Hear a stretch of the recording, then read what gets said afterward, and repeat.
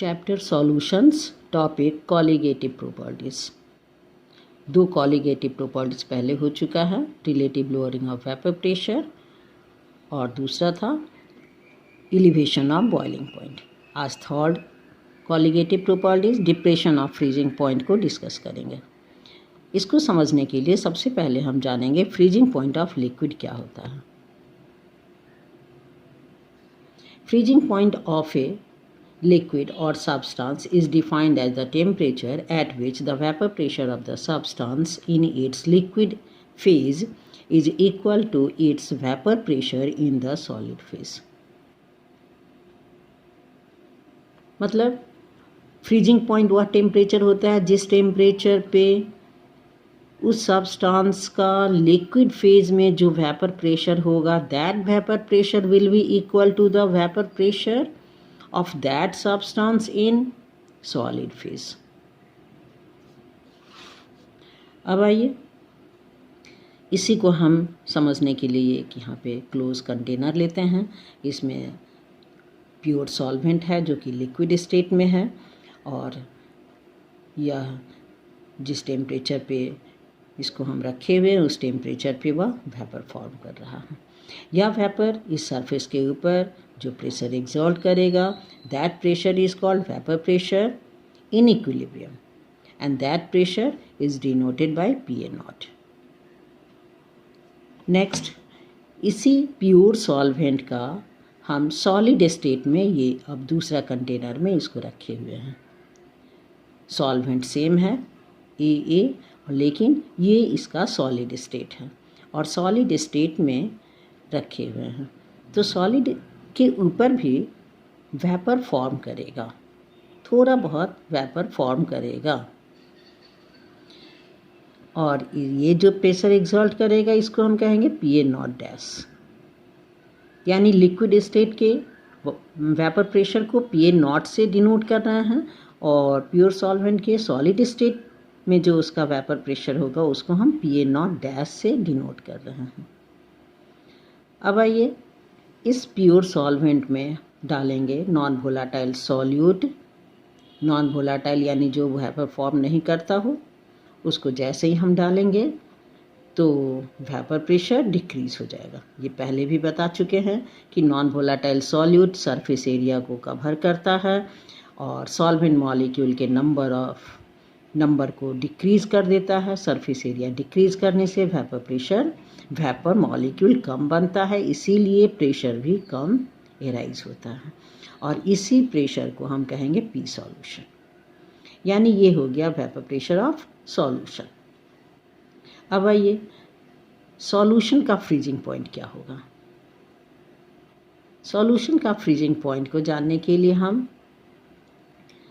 ये जानेंगे कि vapour pressure freezing point of solution वह टेम्परेचर होता है जिस टेम्परेचर पर vapour pressure of solution equal हो जाता है vapour pressure of solvent in solid state. यानी a solution will freeze when vapour pressure of solution is equal to vapour pressure of the pure solid solvent. ये ध्यान में रखना है कि प्योर सॉलिड सॉल्वेंट का जो वेपर प्रेशर होगा उसके बराबर हो जाएगा सॉल्यूशन का फ्रीजिंग पॉइंट। लेकिन सॉल्वेंट का फ्रीजिंग पॉइंट क्या होगा?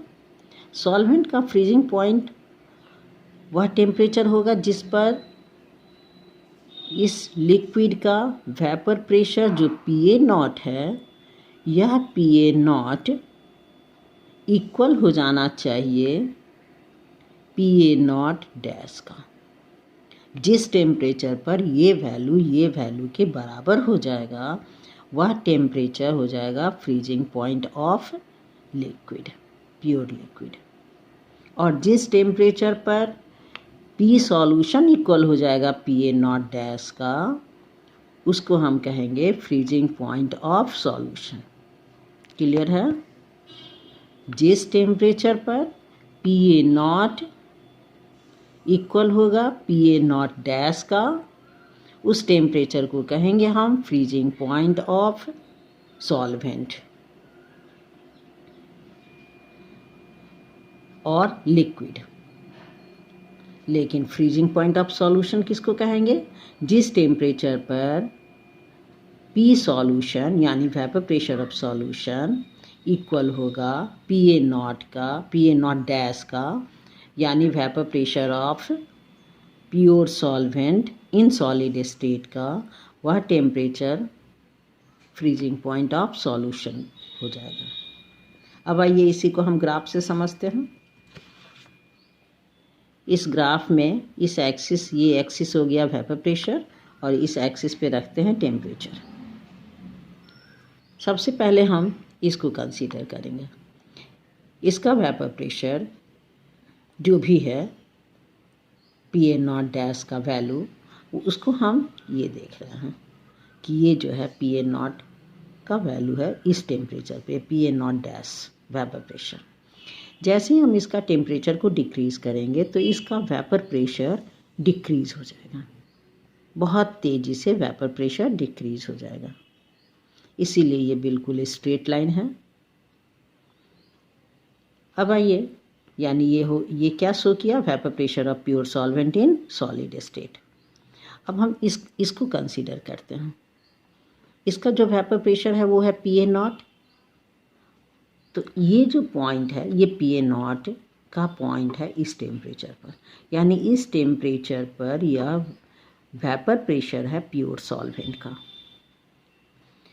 अब चूँकि हमको फ्रीज़ करना है तो टेम्परेचर को डिक्रीज़ करेंगे। जैसे हम टेम्परेचर को डिक्रीज़ करेंगे वेपर प्रेशर डिक्रीज़ होगा। एक ऐसा पॉइंट आएगा जिस पॉइंट पर vapour pressure of pure solvent will be equal to vapour pressure of pure solvent in solid state, यानी ये पॉइंट। इस पॉइंट पर देखिए ये यहाँ ये शो कर रहा है vapour pressure of pure solvent in solid state, ये शो कर रहा है vapour pressure of pure solvent in liquid state, और यहाँ पे ये दोनों पॉइंट कट किया। इसीलिए ये जो टेम्परेचर होगा ये हो गया freezing point of pure solvent, जिसको हम TF नॉट से डिनोट किए हैं। अब हम थर्ड इसको कंसीडर करते हैं। इसमें हम नॉन वोलाटाइल सॉल्यूट डाल दिए जिसके कारण वेपर प्रेशर डिक्रीज़ कर गया है। इसको अब यहाँ पे देखिए, ये इस पॉइंट पर जैसे ही हम नॉन वोलाटाइल सॉल्यूट डालेंगे तो वेपर प्रेशर डिक्रीज़ हो जाएगा। यहाँ से 0.1 से 0.2 पे आ जाएगा उसका वेपर प्रेशर। जैसे यहाँ से ये यहाँ हो गया, डिक्रीज़ हो गया, पी ए नॉट से डिक्रीज़ करके पी सॉल्यूशन हो गया। ठीक उसी प्रकार से यहाँ से वैल्यू वेपर प्रेशर का डिक्रीज़ होकर के यहाँ पे आ जाएगा। अब चूँकि सॉल्यूशन को हमको फ्रीज़ करना है तो टेम्परेचर को डिक्रीज़ करेंगे, वेपर प्रेशर डिक्रीज़ होगा, और इस पॉइंट पर आने के बाद vapour pressure of solution will be equal to the vapor pressure of pure solvent in solid state, और इसका कॉरेस्पॉन्डिंग जो टेम्परेचर होगा उसको हम कहेंगे TF, and it is the freezing point of solution. अब ये दोनों का जो डिफरेंस होगा उसको हम कहेंगे depression of freezing point. Depression of freezing point जिसको डिनोट कर रहे हैं डेल्टा TF से, delta TF will be equal to TF not minus TF। Greater से स्मॉलर को माइनस कर देंगे, जो डिफरेंस आएगा that will be colligative properties, and this colligative properties is depression of freezing point. Depression of freezing point का अब हम mathematical equation पढ़ेंगे। हम लोग पहले ही जान चुके हैं कि जितना ज़्यादा ये कॉलिगेटिव प्रॉपर्टीज डिपेंड्स करता है नंबर ऑफ सॉल्यूट पार्टिकल के ऊपर में। जितना ज़्यादा हम सॉल्यूट पार्टिकल डालेंगे उतना वेपर प्रेशर डिक्रीज़ होगा, और उतना ही डिप्रेशन ऑफ फ्रीजिंग पॉइंट का वैल्यू इंक्रीज़ करेगा। यानी depression of freezing point directly proportional to concentration of solute, और इसको हम एक्सप्रेस कर रहे हैं मोलालिटी से, क्योंकि मोलालिटी टेम्परेचर इंडिपेंडेंट होता है। अब ये delta TF directly proportional to M, और प्रोपोर्शनलिटी को हटा दिए, delta TF equal to KF into molality M। KF is the molar depression constant for solvent because it depends upon the nature of solvent or cryoscopic constant. अब आइए इसी equation के help से हम मोलर मास ऑफ सॉल्यूट निकालेंगे। तो delta T F equal to K F, molality के जगह पे हम ये number of mole divided by mass of solvent, in gram है इसीलिए 1000 से मल्टीप्लाई कर दिए हैं। और अब एम बी को ऊपर ले जाएंगे, डेल्टा टी एफ को नीचे ले आएंगे, तो एम बी डिटरमाइन कर सकते हैं। के एफ का वैल्यू दिया हुआ रहेगा W B, mass of solute, mass of solvent, depression of freezing point.